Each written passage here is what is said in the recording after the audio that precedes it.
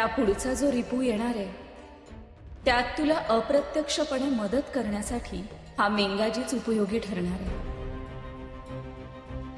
नियतीचीच ही योजना आहे. हा पुढचा रिपू कोण असेल हे मला माहिती आहे. खरंच? हे बघ, हा तोच पुढचा रिपू आहे ना? महिषासुराने अखेर पुढचा रिपू स्वतंत्र केलाच. प्रयत्न करूनही त्याचे कारस्थान आम्ही जास्त वेळ लांबवू शकलो नाही. तू जाई नक्की काय केलेस तू? थोडीशी आगळीक केली. आदिशक्तीच्या योजनेच्या बाहेरची एक गोष्ट केली आहे आम्ही.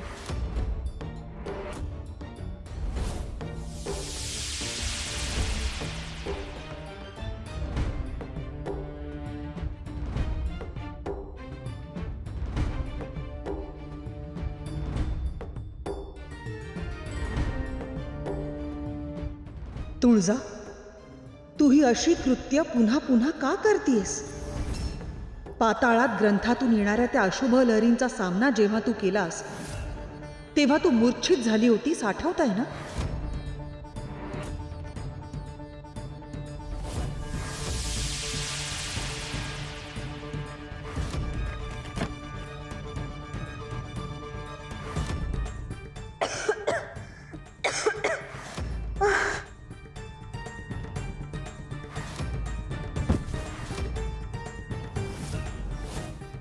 आणि आता तर ह्या अशुभ लहरी तू स्वतःमध्ये शोषून घेतली आहेस.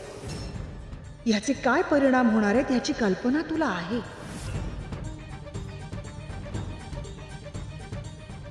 आता तुला आरामाची गरज आहे.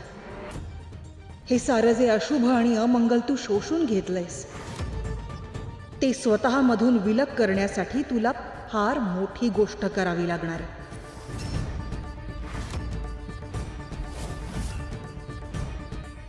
काय करावं लागणार आहे तू जाई?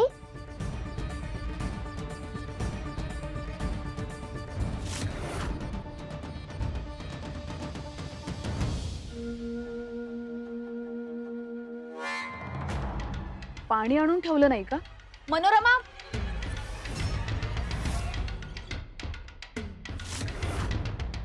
मनोरमाला बोलवण्यात काहीच अर्थ नाही. विसरलोच आम्ही. ती अजूनही निद्रेतून उठली नाही हे जरा विचित्रच आहे. इथं आल्यापासून केवळ कपट आणि कारस्थान करण्यात तिची बुद्धी खर्च व्हायची. नको ते साहस करायला गेली आणि आता त्याची शिक्षा भोगते. उद्या आमच्याही आयुष्यात जर असं काही झालं तर आपणही आमच्या सोबत असंच वागणार ना असुर नरेश? अगं हे काय बोलतीयस तू? हा, कळतंय का तुला तिची आणि तुझी तुलना? अगं ती एक दासी आहे आणि तू एक सम्राज्ञी आहेस. सम्राज्ञी? केवळ नावाच्या सम्राज्ञी आहोत आम्ही. त्रास होतोय आम्हाला. राणी आहोत पण राणी सारखी वागणूक मिळत नाही इथे आम्हाला. आमच्या दासीची काळजी करण्याऐवजी तिला अडगळीत फेकून देण्याचा आदेश आला. आम्ही तो आदेश मानला नाही, ती गोष्ट वेगळी. मानला नाही म्हणजे आपल्याला जरी ती अडगळ वाटत असली तरी दैत्यमाता आणि आम्हाला ती अडगळ नाही वाटत. आणि म्हणूनच आम्ही तिला दैत्यमातांच्या अंतर्महालात ठेवलंय.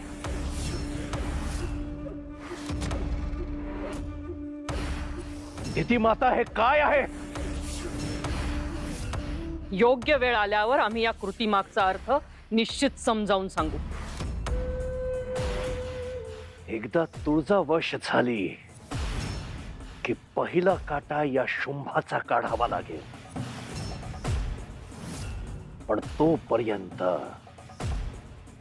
संयम. योगनिद्रा? योगनिद्रा म्हणजे नेमकं काय?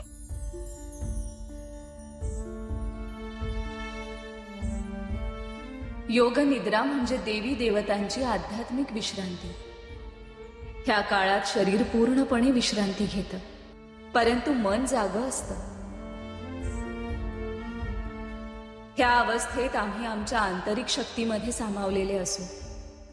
शरीराला नवी ऊर्जा मिळवण्यासाठी साक्षात विष्णू सुद्धा एका मासानंतर काही काळ अशी निद्रा घेतात. आणि आम्हालाही तशाच विश्रांतीची गरज आहे. म्हणजे तू मला सोडून जाणार? पण तू तर म्हणाली होतीस ना तू नेहमी माझ्या सोबत असशील म्हणून. हो बाळा, परंतु काही काळ आम्हाला विश्रांतीची गरज आहे. जर तुला गरज पडली ना तर आम्ही आहोतच तुझ्यासोबत. नाहीतर आपण निर्माण केलेला हा सारा डोलारा कोसळून जाईल. तू तो विषारी दूध तुझ्या हात का घेतलास? तुझ्यासाठी ग. तुला तुझं बालपण मुक्तपणे जगता यावं म्हणून. माझ्यासाठी तू स्वतःला त्रास करून घेतलास. पण आता मी तुझ्याशिवाय कशी राहू? त्यासाठीच आम्ही तुला सर्व प्रकारचं प्रशिक्षण दिलंय. तुला सक्षम केलंय. आता कुठल्याही संकटाला तू खंबीरपणे तोंड देशील. आणि अगदीच अडचण आली तर कधीही हाक मार. तुझ्या आतच तर आहोत आम्ही. नाही, तू हे योग्य केलं नाहीये. बोलू नकोस तू माझ्याशी. कट्टी आहे मी. जा तू. अगं जगदंबा, तुझं रागवणं योग्य आहे, परंतु आमचा नाईलाज आहे. आता काही काळ आपली भेट होणार नाही, परंतु आम्हाला तुझ्यावर विश्वास आहे. कारण तू म्हणजे मी आणि मी म्हणजे तू. मी म्हणजे तू, तू म्हणजे मी. मी तुझंच रूप आहे ना. मी म्हणजे तू, तू म्हणजे मी.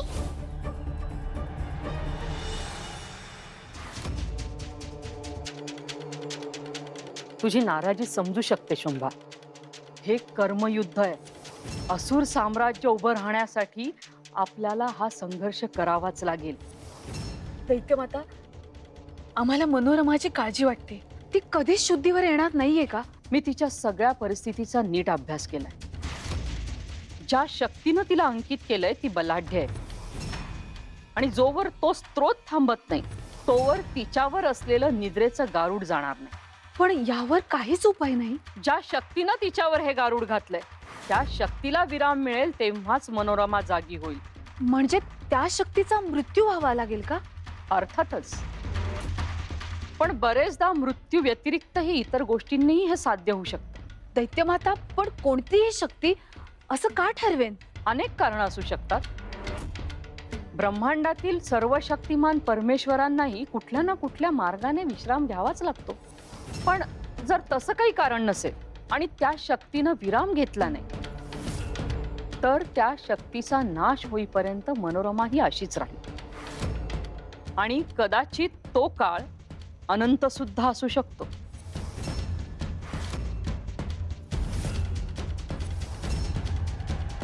आदिशक्ती माते, योग निद्रेत जायला आम्ही तयार आहोत. त्यासाठी हीच योग्य वेळ आहे. आम्हाला चिंता आहे ती केवळ जगदंबाची.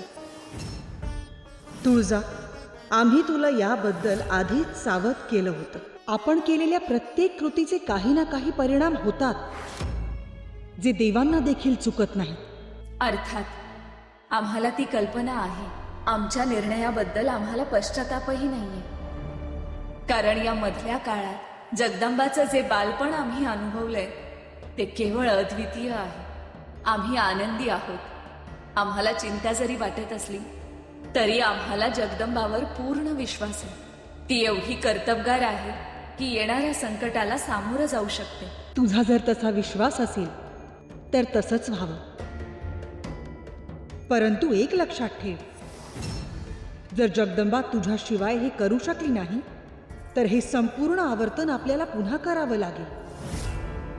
आणि जे अजिबात सोपं नसेल. ह्याचे परिणाम संपूर्ण ब्रह्मांडाला भोगावे लागतील. तशी वेळच येणार नाही हे निश्चित. आमची जगदंबा सगळ्या कसोट्यांवर नेहमीच खरी उतरेल. आम्ही योग निद्रा घेत असलो तरी आमच्या भक्तांच्या मदतीला आम्ही कोणत्या ना कोणत्या रूपात नक्कीच धावून येऊ. हे आमचं वचन आहे.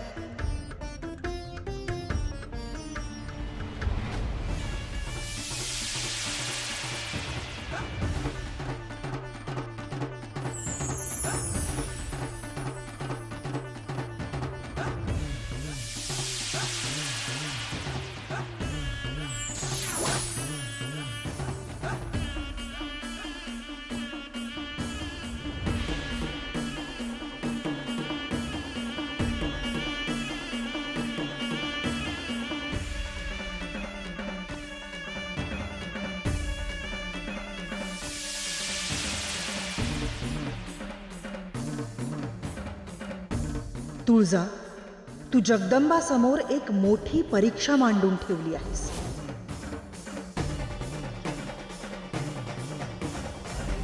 एक भीषण खेळ सुरू होणार आहे आता. जगदंबाची खरंच खूप मोठी कसोटी लागणार आहे. या खेळात ती यशस्वी हो हीच सदिच्छा.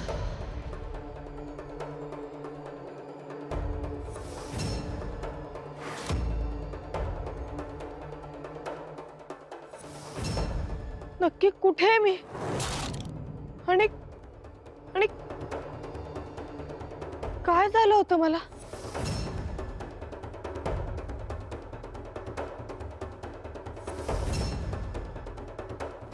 नेमका किती काळ उलटून गेलाय?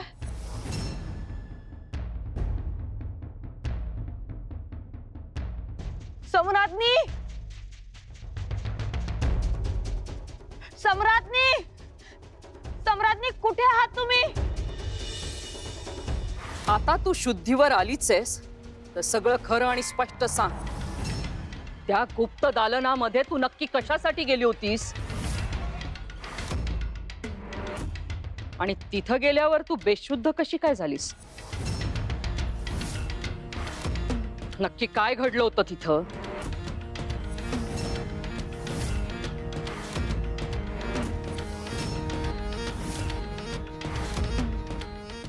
ते